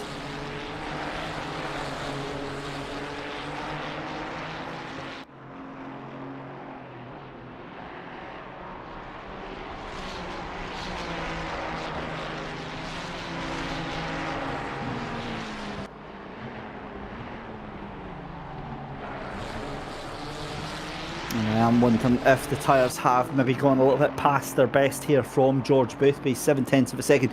Although weirdly, he does look like he is starting to try and catch back up here, but it's not enough at the moment. It's still a little bit too far back. Meanwhile, here is Cody Sherritt for Genisus Esports, still hounding Sakari Lehtinen in that Honda, still trying desperately to get past.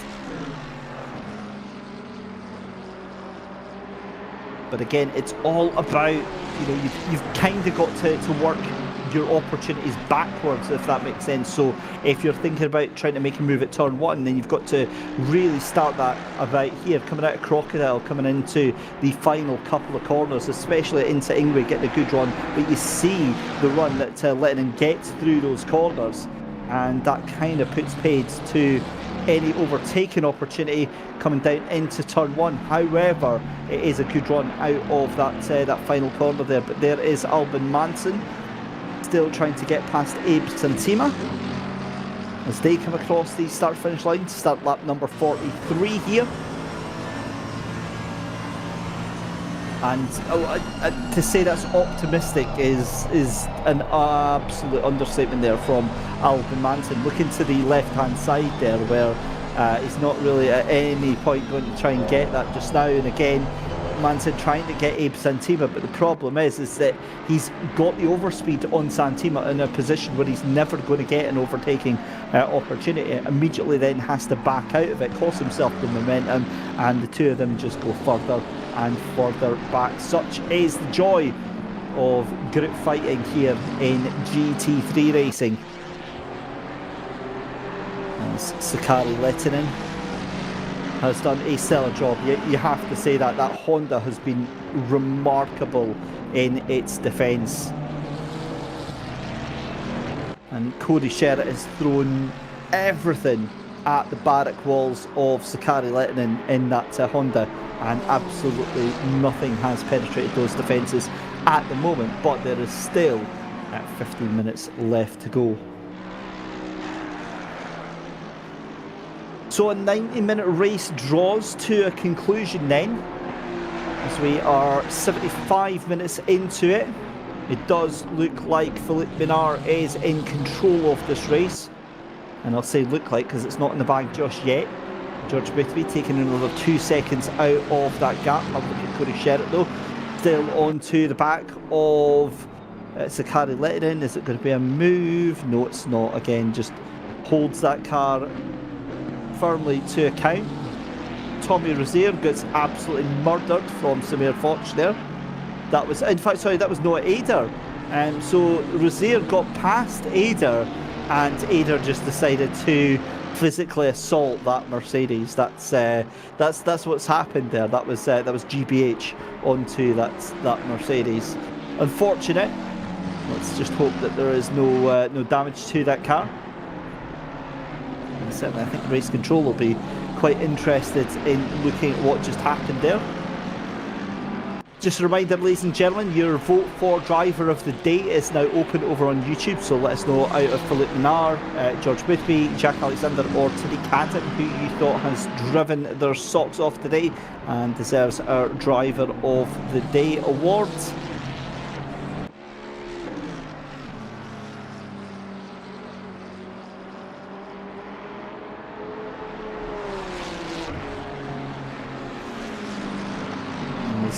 Cody Sherritt is glued to the back bumper of that Honda at the moment.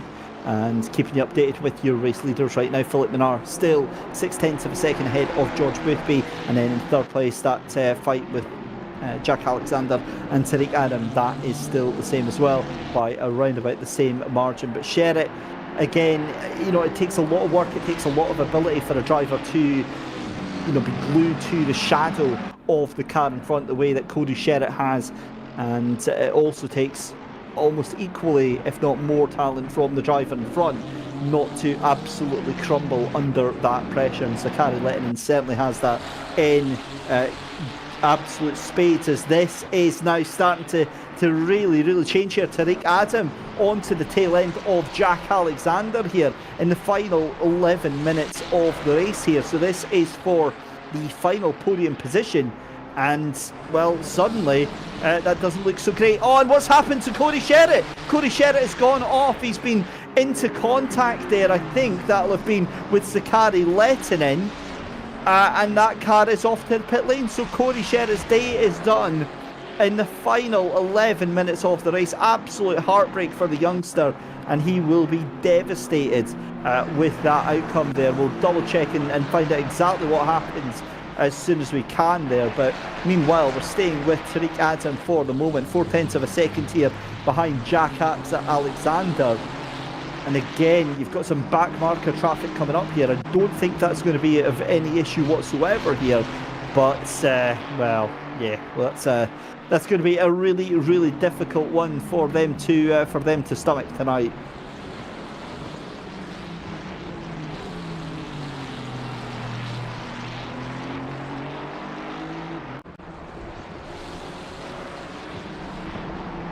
So let's have a look here. Oh, and Noah Ader being given a drive-through penalty. So maybe it wasn't Lehtinen that was involved with that drive-through penalty for Noah Ader. Now, that might have been given by race control, but it might have been given for track limits. So that could be an unconnected incident. Let's have a look here then. So here comes Cody Sherritt. Oh, he's just had to quit. That car's just pulled off to the side. Okay, that's a very unusual. So, well, at least we know that there wasn't contact or anything. So Cody Sherritt has, for whatever reason, had to retire from the race. We'll just call that an engine failure. That seems the most realistic thing to say on that one. But either way, that and the fact that Noah Ader has been given a drive-through penalty, so that is almost certainly going to put that car down out of the top 20. When that is all said and done. Tommy Rozier is going to be very happy with that, I think. As the three of them making their way around as well. We've got 9 minutes in, so under 10 minutes left to go in this race.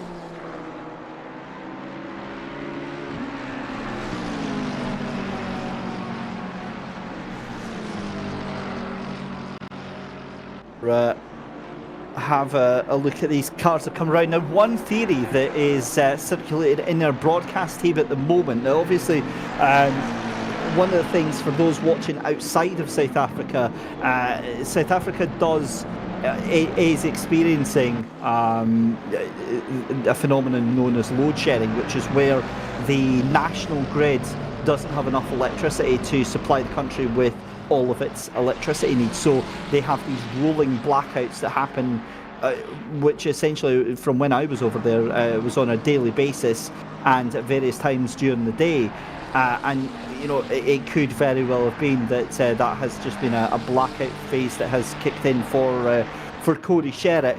And they normally happen at the top of the hour, but most homes' backup systems usually have about enough power for anywhere between sort of 10 to 30 minutes. And with most of these households in South Africa running on backup generators or solar power or whatever, and we're hearing that their backup generator actually failed on them last week. So it's a distinct possibility that that's what has happened there, and a very unusual situation. But we are having confirmation there that it is actually his wheel that just disconnected there. So hard lines to hear from Cody Sherritt.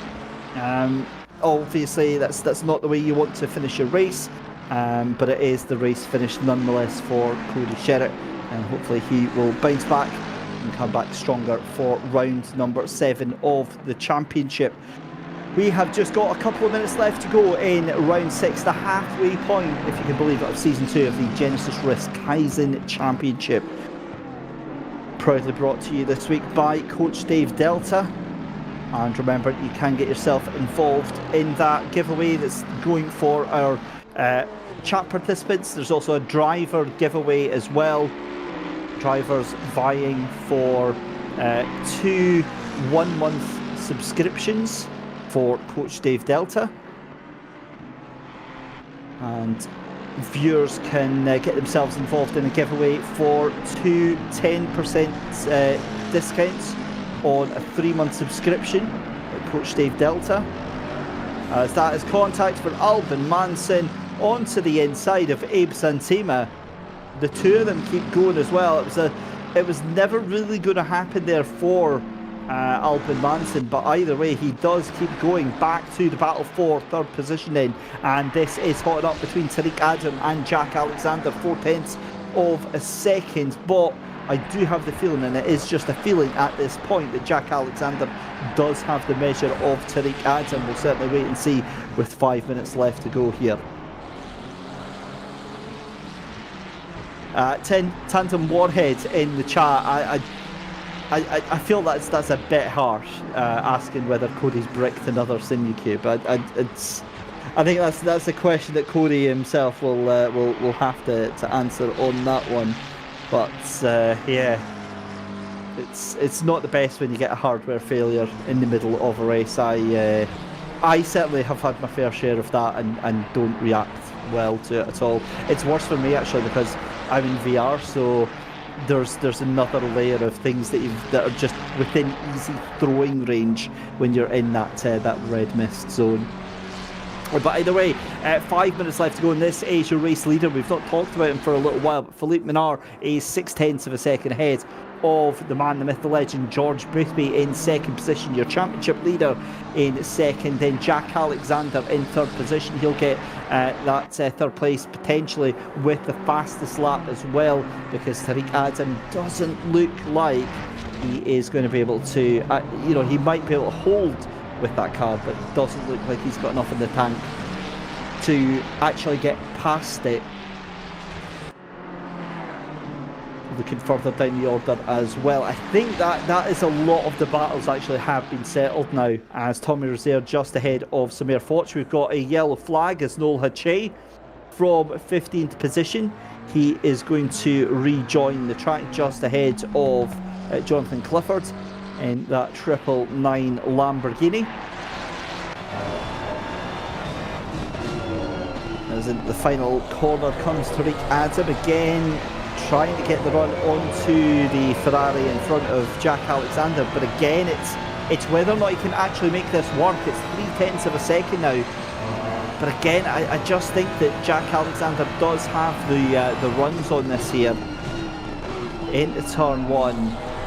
And yeah, that's going to be sacrificing the exit there from Tariq Adam.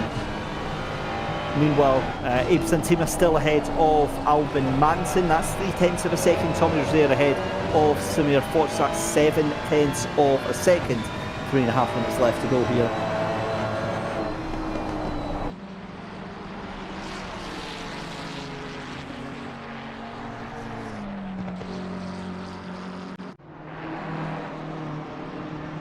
I think we are going to have 2 laps left to go here, maybe 3 laps left to go actually, depending on where your race leaders are as they come across the line. Yeah, I think it's going to be 2 laps to go, so they'll be starting their penultimate lap, I believe, next time by.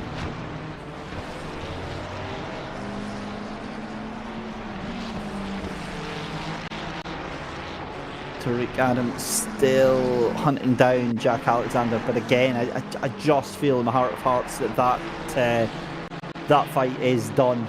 I think that is all that there's left in it, and certainly, I mean, 4th place is laughing matter is nothing to be sniffed at for sure. But knowing Tariq will be pushing on right into the very last here.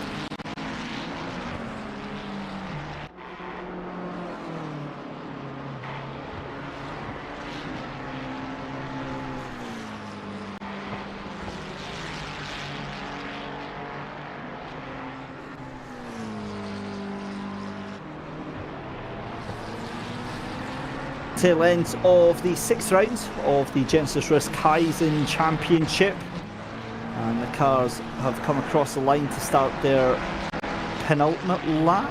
But we might get another lap in, actually. I've just realised I think we will get another. Yeah, so this is the this is going to be the second to last lap then, because we'll get the last lap in next time round. So we'll get the white flag. Confusing myself with the amount of time left. I thought we were going to be marginal, but we were actually a little bit further over than I thought we were going to be. But either way, what a race this has been. It's been damn enjoyable, and loved every single minute of it. So this is, as I said, this is going to be the penultimate lap. We'll be on the last lap next time by. Maths is hard at this point after a 90-minute race by myself. Of course, wishing all the very best to my good buddy Tapelo Merioli, who is unwell tonight. Just happens to be on Valentine's night. You know, I'm not saying put two and two together, ladies and gentlemen, but you know, I'm a little bit unsure. I'm also devastated, obviously, that I didn't get to be listening to his wonderful voice here tonight. But either way, this is it. This is the final lap then. Philippe Minard in the lead of the race, and here comes George Boothby. 0.5 of a second. He's not really looked very aggressive. He's not looked very challenging right now, so it could be that is done. And just there is Tariq Adam gets it all wrong, hunting down Jack Alexander. It's getting a little bit too sketchy right now. I said that it was all pretty much done and dusted, but Tariq is having absolutely none of it, ladies and gentlemen. He has got that car on the ragged edge right now of control, and he really wants to get that podium position at the moment, as a lot of support in chat for Tariq Adam from Genisus Esports to get that podium position just now. Meanwhile, your race leader Philippe Minard coming up to Loikop for the final time then it'll be the run down through the mineshaft. So we've got around about 40 seconds left to go in this 90-minute race here, and this has been absolutely fantastic here. Tariq Adam though might have lost his opportunity. Jack Adam with a little bit of a breathing space here, but here comes Philippe Minard through the final section of the circuit, through Crocodiles, and then it's going to be into Cheetah for the final time, through into Ingwe. It's been a fantastic performance from Philippe Minard. An unexpected race win though, coming into the pits, your final pit stop, and that is the race win for Philippe Minard. George Boothby's going to take second place. It's Jack Alexander to round out the top three. Tariq Adam, what? I never like seeing that. Cars are stopping in the middle of the track, not the brightest idea. Tariq Adam in fourth, Marco Bischoff in fifth, Valentin Barry in sixth, Sasha Vastner in seventh position, then Sakari Lettinen in eighth position. Tommy Brazier is going to finish in ninth, and Samir Foch in 10th position. This is one of the last fights, Santima versus Manson, but it's going to be Santima out of the final. Oh, is it? Is it going to be Santima? Because Manson almost got the run there, but unfortunately that was just a deceptive camera angle, adding a little bit of spice to the final corner. And one of our final cars going across the line, Dennis Feetshort in P13, Noah Adair in 14th position. 16th position for Clifford. Simone Simonara finishes in 17th position. Hill, Bursma and Stein out in 18th, 19th and 20th position. So there we go. Wow. What a finish to that race. So confirmation, as we said, Philippe Minard, George Boothby, and then it is Jack Alexander taking third position. That is your top three. We'll get them in as soon as we possibly can. In the meantime, let's have a look at our poll that was in chat. We've got 12 votes in. So it looks like Philippe Minard is going to take driver of the day with 41% of the vote. George Bithby and Tariq Adam tied in second place there. So congratulations to Philippe Minard for taking that one. So there we go. Philippe Minard taking the race and the driver of the day. So let's go and have a quick chat with some of our drivers. Good evening to Philippe Minard. That was an awesome race. And at a halfway point, Philip, it wasn't looking too certain that you were going to be taking the win there. Yeah, that race was insane.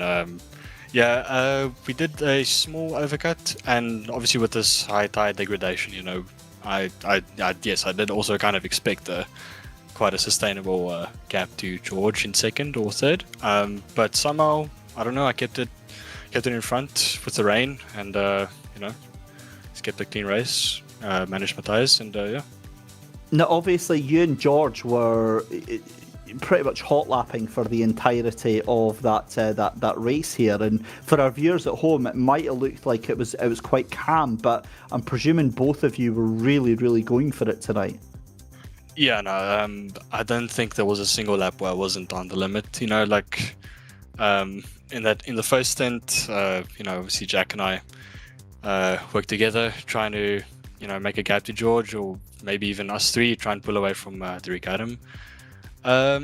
It sort of worked, and that paid off in the end. I'm pretty happy with this race, so I have no real bad complaints, no mistakes. It was a very intense race.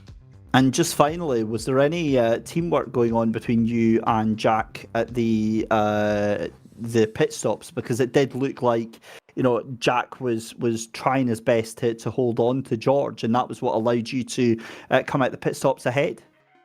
Yeah, so I would say 2 laps before we decided to box, our manager Fred told us to not stack our stops, just in case one of us break earlier for the pit entry, or one of us screw up each other's race. And I had a bit more fuel than Jack, and I literally barely made it with 200 milliliters of fuel into the box, and I was worried about the rain, but luckily I minimized the time in the rain, so nothing more. Well, not only did you survive, but it was an amazing performance, especially towards the end. Philip, anybody that you want to say thank you to tonight? Just my manager Fred for sticking around and giving us some advice and strategy, and spying a bit on George, and also my teammates for the company. So yeah, that's all. Excellent stuff. Well, listen, congratulations and well done. We'll see you next week. Thank you. Cheers. Excellent stuff. So there we go. Philippe Minard taking the race win. Now let's have a chat to Booby himself. Let's bring in Mr. George Boothby to have a chat. And Booby, that was a different race tonight. You basically got held to it tonight. Yeah, that was really tough. Like both Jack and Philip had such a good pace. So I didn't do the greatest quali, but I was glad it was enough to sort of still be in the mix. And then the race, it was really difficult to make an overtake or make a move, so I knew it would come down to pit stops. And then that rain obviously made everything mixed up a little bit. It really shook things up. So I just went as far as my fuel would take me, and I think those guys did the same. And I managed to, when the rain came, I guess because I'd warmed up my tires 1 lap earlier, I managed to get quite a quick easy move on Jack, because I guess he was just on cold tires that with the rain, that didn't help. So managed to get past him. But then Philip, because he had that little bit extra fuel, he made his pit stop when the rain came. So obviously we lost more time on the track with the rain, and he managed to gain a lot of time on the pit stop. So really good strategy from him. Whether it be whether he knew it was going to rain or not, that was still really well played. So I tried to make it work, tried to do what I could to get past him, but he was just so fast. I could just stay near him. I couldn't really get too close. So fair play to him. He did a cracking race today. And obviously, George, were some of the races in this season and the previous season where you've kind of just blitzed off into the sunset, where like this race tonight, you really had your feet held to the fire and you're having to fight for it. Am I right in thinking those races are more enjoyable? Oh yeah, these races are insane. I mean, I'm sweating, I'm nervous, there's like a million emotions, but like I do love these kind of races. It's always good when you have like a fight and a battle. Like, I mean, everyone wants to start pole and then drive away, right? Everyone wants to do that, but when you look back at it, you're like, they're not the races you personally remember. It's the races where you've had a good battle, maybe a last lap send, or like, I don't know, just or the strategy goes your way and you make a crazy undercut. They're the races that like you remember, and I guess the viewers remember. So yeah, I always love a good battle. Well, listen, it was thoroughly entertaining for us to watch as well, George. Anybody else that you'd like to say thanks to tonight? Yeah, obviously the team, you guys, as always, and all the people watching at home through your live channels, and then us personal drivers. Thank you guys so much. Appreciate it. Awesome stuff. Congratulations, George, and we'll see you next week. Cheers. Take care. Bye-bye. There we go then. George Boothby finishing in P2, and I think that is all we're going to have time for in terms of interviews. We'll see if we can get Jack in to have a chat with him just now. So while we do that, we're also busy sorting out all of our mad wheels that we've got, because we've got two giveaways to give away for the driver participation. And we've also got two vouchers. I was looking for the word there, sorry. 2 vouchers to give away for the chat as well. So if you have typed in CDA in the chat during the rest of it, then we will be able to give to that. Okay, what's this? Number 1 crosses the line, then breaks in the racing line. Number 9 has to take avoid action. The 9 is unable to avoid hitting him at full speed. So that is a plus 5 second penalty. Who was the number 1? That was that not the Honda? Oh, right, okay.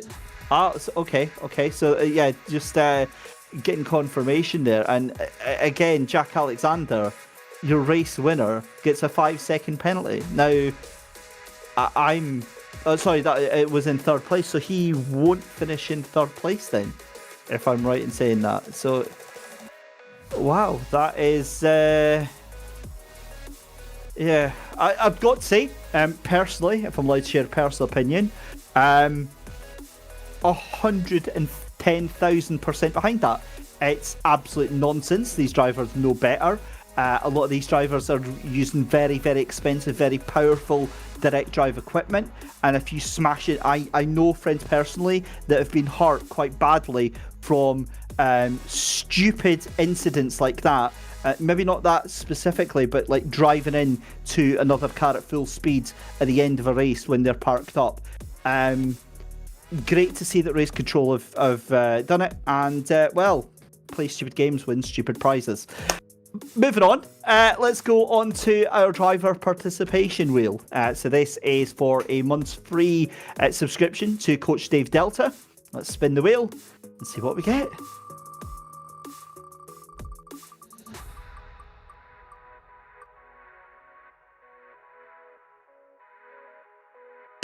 Cody Sherritt, at least, well done. Cody gets something out of tonight. I'm sure that that'll make him feel a little bit better. So Cody gets one of the 2 vouchers. So let's go again. Spin that wheel, and wouldn't it be awkward if Jack Alexander got it? Simone Seminara gets that voucher. And congratulations then. So Simone Seminara and Cody Sherritt taking both of those driver participation prizes for that. So a couple of seconds. Again, if you've just joined us, ladies and gentlemen, where have you been? You're a bit late to the party. We just got the bombshell news that Jack Alexander, who did finish in P3, has been given a 5 second penalty for dangerous driving after the line. Right, so let's have a look here. Driver, this is for the chat participation prizes on this. I've just noticed a Mr. Alex Goldschmidt on there. Okay, right, let's go. Let's hit that button. And it is GW868. that gets the first of the 10% vouchers. Remember, this is for a 10% voucher on a 3-month Coach Dave Delta subscription. So let's press the button again and spin that wheel.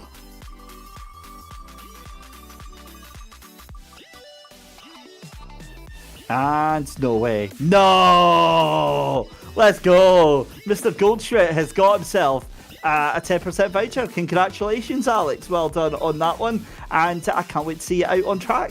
Hopefully you're going to be kicking our arses some very, very soon. But with that, that is us, ladies and gentlemen. That is us done for the week. We are done here in the first half of the second season of Genisus Risk Kaizen Championship. We are going to be back next week for Kota. I'll try and be alive for that one. Can't promise. We survived Paul Ricard, so we've got Kota to go. Once we get Kota done, it's all sailing. We're happy with that one. All I'm saying is that Tapello better be back for round 7. But then that's us. We've got the home stretch, Bathurst, Spa, Brands Hatch, Valencia, and Silverstone as well. So a huge thank you to our broadcast production team behind the scenes of Daniel Costello, bringing us all the wonderful pictures and audio, as well as all the support at the Genisus esports team as well. A huge thank you to our commercial partners at Genisus Risk, proud suppliers of Sentinel-1. And a huge thank you to you at home as well for watching. My name's been David Christie. Have a wonderful, safe week, and we will see you same time next week.